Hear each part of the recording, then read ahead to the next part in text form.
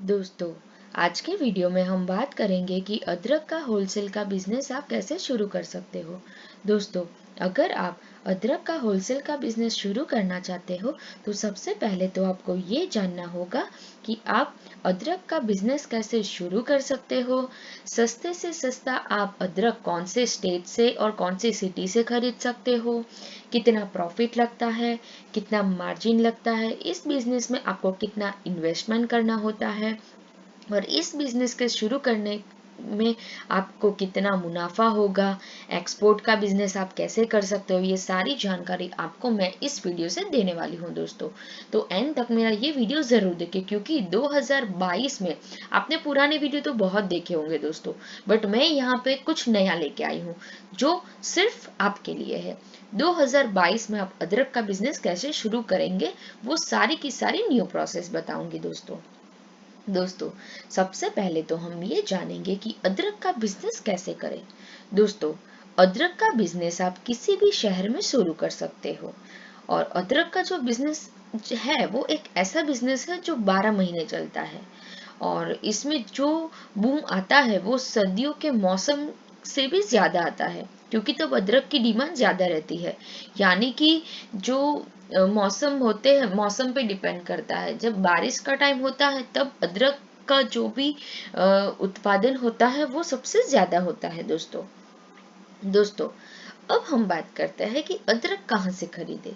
दोस्तों, सस्ती से सस्ती अदरक आप कहाँ से खरीद सकते हैं।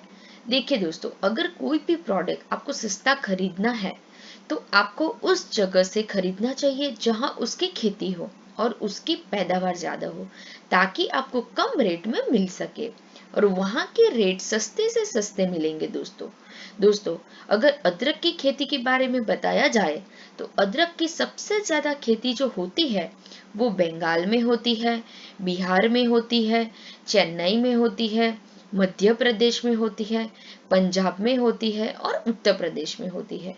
दोस्तों, आपके आसपास जो राज्यों नजदीक है वहां से अदरक आप खरीद सकते हो या फिर ब्रोकर के पास से खरीद सकते हो या आप अदरक खरीदने के लिए आप आपके आसपास के बाजार में भी देख सकते हो क्योंकि कहीं गांव वाले भी होते हैं जो बाजार में अपनी खेती जो होती है वो सब कुछ लेके आते हैं, सब्जी वब्जी वगैरह सब कुछ। तो अदरक का भी कोई ना कोई तो करता होगा तो वो लेके आता होगा।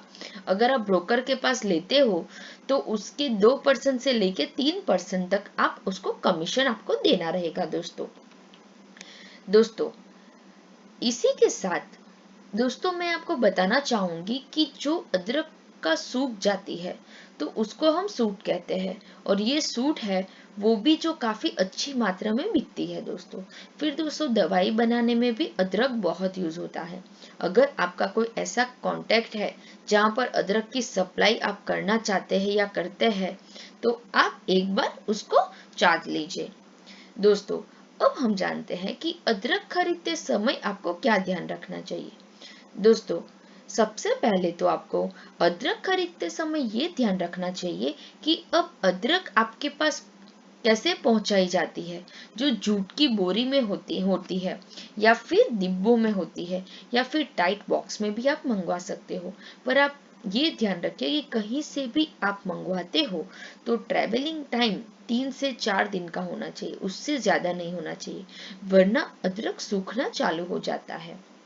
दूसरा जो पॉइंट है वो है इसी के साथ जो सप्लायर होती है, मतलब जब बेचा जाता है तो तुरंत बाद ही इसे मार्केट में सप्लाई कर दिया जाता है। ऐसा ना हो कि अदरक को रख दिया और उसके बाद होलसेलर को आप देते हो दोस्तों, होलसेलर क्या करते हैं कि मंडी में सुबह 4 बजे ही अपनी गाड़ी लगा देते हैं और उसकी गाड़ी की बोली लगा लेते हैं कि अदरक 70 रुपए किलो है या 18 रुपए किलो हो और ये भाव है करके फिर वो आसपास वाले वेंडर होते हैं, छोटे छोटे सब्जी वाले होते हैं, वो सुबह ही ऐसे में माल खरीद लेते हैं। और ये याद रखिएगा कि मार्केट में आपका ऑफिस आपको लेना ही चाहिए तो लोगों को पता रहे कि आप यहाँ से बेच रहे हैं सामान। तीसरा पॉइंट है कि अगर आप कोई छोटे से शहर में अदरक का बिजनेस करना चाहते हो तो आप ज़्यादा ना मंगवाएं, क्योंकि वो ज़्यादा कंज्यूम नहीं होता है।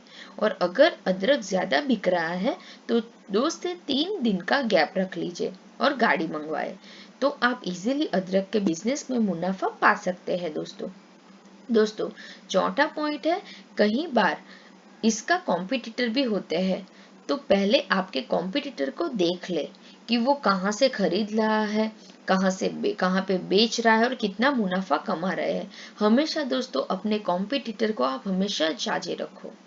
दोस्तों अब हम जानेंगे कि अदरक का बिजनेस 3 तरीके से आप कैसे कर सकते हैं।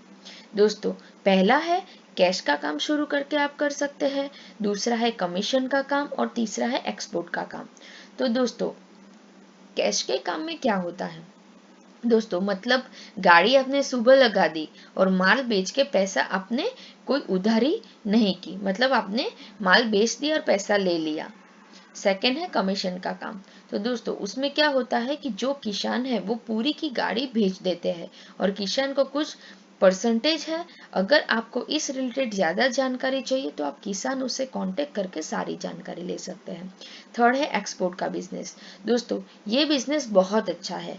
अदरक का एक्सपोर्ट जो होता है उसको कंटेनर में डाल के भेजते हैं और जिसमें अकाउंट भी रहता है जो अदरक खराब नहीं होता, मतलब उसमें एसी रहता है जो अदरक खराब नहीं होता है दोस्तों अब हम जानेंगे कि प्रॉफिट और मार्जिन क्या रहती है।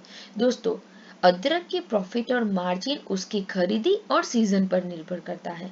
दोस्तों अगर आप ऑफ सीजन में उसको अदरक को खरीदेंगे तो आप उसमें ज्यादा पैसा कमा पाएंगे कि नहीं कमा पाएंगे, वो आपको सबसे पहले जानना होगा।